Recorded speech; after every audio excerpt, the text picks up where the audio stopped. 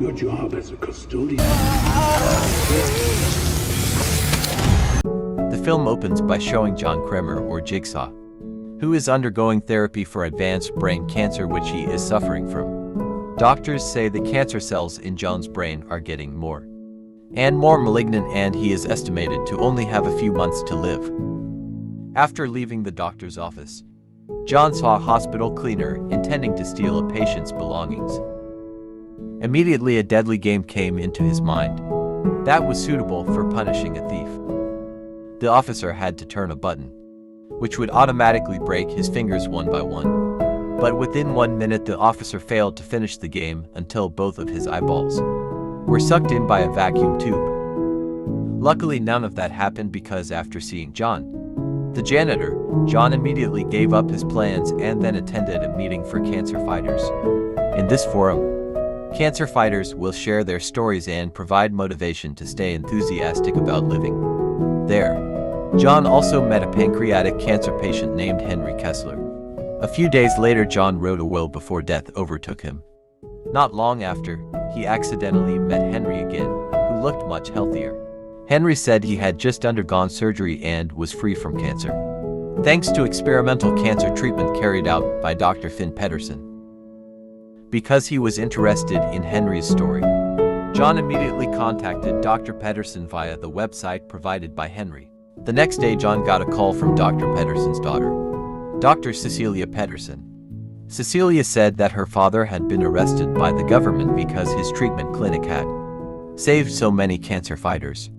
However, this also has an impact on the existence of drug companies in her country, which are threatened with bankruptcy due to her father's medical clinic, which is why Cecilia secretly continues her father's hard work but is forced to practice in secret and secretly.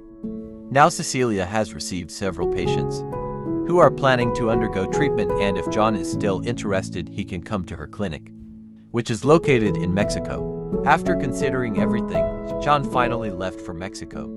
When he got there, he was picked up by a taxi driver named Diego, who was ordered by Cecilia to pick up John. Not only that, John was picked up again by several people in a black car, for the sake of privacy, so that no one knows the location of the clinic. Long story short, John finally arrived at the cancer treatment clinic. When he got there, John was greeted by a girl named who had successfully recovered from cancer. Then Cecilia came and invited John to go to her clinic there. John was introduced to several medical teams who helped Cecilia, namely Mateo, an anesthesiologist, and a nurse named Valentina. Coincidentally, at the clinic, there was a patient named Parker Search, who had just finished undergoing cancer treatment. Parker gave a testimony to John where he felt much better after undergoing surgery and treatment from Dr. Cecilia. The next day, John met a boy named Carlos who lived near the clinic. The two became closer after John managed to repair Carlos' broken bicycle wheel. It didn't feel like the day of the operation had finally arrived. This time the operation was carried out by a surgeon named Dr. Kortz. In the process, John was made semi-conscious so that he could vaguely see the Cortesian doctor cleaning the cancer cells in his brain through the monitor. After undergoing surgery, John finally regained consciousness and had to undergo the recovery process. Cecilia met him and told him to take medicine for the next 7 days. And after that, John was officially declared free from cancer. After 7 days, John seemed to find hope to live a life that was free from cancer. John bought a bottle of drink which he wanted to gift to Gabriella. But when he arrived at the clinic, John didn't find anyone. In fact, the place looked like it had been abandoned. In the clinic, John saw the videotape of the brain cancer operation, and he realized that the whole operation he underwent was just a fraud.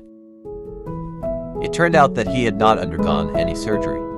In fact, Cecilia and her colleagues were not doctors or a medical team. This also made John very angry. Who knows who John was who had been deceived by Cecilia? Cecilia certainly made huge profits from the patients who had been deceived. As a result of this, John's psychopathic soul finally became active. First of all, he kidnapped and interrogated Diego, the taxi driver, and the person who pretended to be a medical doctor. John also forced him to play a sadistic game, where he had to remove the explosive attached to his arm because it was very attached. Diego was forced to cut part of his skin to remove the explosive. Luckily, thanks to his struggle, Diego managed to escape before the bomb finally exploded. After finishing matters with Diego, John contacted someone named Amanda to help him get revenge on Cecilia and the others. It didn't take long for Amanda to immediately take action, and succeeded in kidnapping Valentina, Mateo, Gabriella, and of course Cecilia. Sometime later, Cecilia and the others woke up in the clinic in a state that was tied up. Now one by one they would be asked to take part in the extreme game that had been created by John alias Jigsaw. Mateo immediately begged John for forgiveness and said that he only received orders from Cecilia. But the rice has become porridge. John is already disappointed with them and now it's time for them to receive punishment. The first person who has to finish the game is Valentina. In the game, Valentina has to cut off her leg with a saw and extract the bone marrow of her leg in order to get the key to free herself. If Valentina fails to finish the game in 3 minutes, the saw in front of her neck will activate and immediately cut her head off. It was not an easy decision for Valentina to cut off one of her legs, but because time was running out, Valentina was determined to cut off her leg until it was cut off. After that, Valentina quickly channeled her leg bone marrow to the required level. But unfortunately, before she succeeded in meeting the target, the time ran out, so the saw moved to cut Valentina's head until it was cut off. Before the second game started, Cecilia got the idea to take her cell phone, which was in the middle because Mateo and Gabriella couldn't reach the cell phone. Cecilia took the initiative to open Valentina's stomach and use her intestines as a rope. After succeeding, Cecilia immediately contacted someone and told him that she was being kidnapped. Luckily, Amanda noticed Cecilia's actions, so Amanda managed to seize the cell phone. Not long after, Parker was seen coming to the clinic. If you forgot, this Parker was also one of Cecilia's patients that John met on the day he arrived. Parker told John that he had come there to collect money for treatment from Cecilia because he had been cheated. John then calmed him down and showed him the torture suffered by Cecilia and her colleagues. The next person who has to take part in the sadistic game is Mateo. In this game, Mateo is forced to drill his own skull in order to get the key. Witnessed by Cecilia and Gabriella, Mateo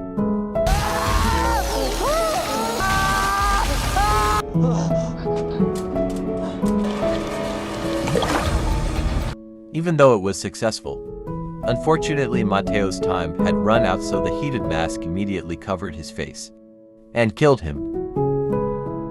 The next player is Gabriella. This time, one of Gabriella's hands and feet is hanging and she is faced with a radiation beam that will continue to destroy her face if Gabriella doesn't immediately free herself. John then told Gabriella to crush the bones of her legs and arms so that she could survive the game using a hammer. Gabriella hit her legs and arms several times until finally she managed to escape, with her face blistered from radiation.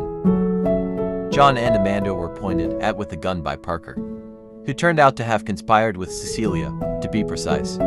He was Cecilia's lover who was also involved in the fraud. After freeing Cecilia, John and Amanda were now forced to take part in the sadistic game that John had created. At that time, John told Cecilia to immediately take Amanda to the hospital so that her life could be saved. But Cecilia instead killed Gabriella by stepping on her neck. Not long after, Cecilia heard the voice of Carlos, who was playing outside the facility because Cecilia knew that John had quite a close relationship with Carlos, so she brought him into the game and tied him up with John. In that game, John and Carlos were placed in a game that was similar to a seesaw where the lower part would be splashed with blood until they had difficulty breathing properly. John, who didn't want Carlos to get hurt, continued to maintain a lower position than Carlos, but Carlos also couldn't bear to look at John, so he repeatedly pulled the lever to save John. After that, Parker and Cecilia went to the control room to retrieve the fraud money that had previously been confiscated by John, but when they pulled out the bag that was there, The tripwire was suddenly activated, which automatically locked the room. Poisonous gas continues to fill the room, and there is only one small hole that is enough to save one person. Apparently, John already knows Parker's true identity based on the information he got from Diego. From the start, Amanda and John had expected Parker and Cecilia's every move, and deliberately lured them both into a trap, resulting in Cecilia and Parker fighting in the room. Cecilia managed to stab Parker to death, and managed to save herself. She also witnessed John, Amanda, and Carlos managed to survive while all the money from the fraud was given to Carlos, and the film ended.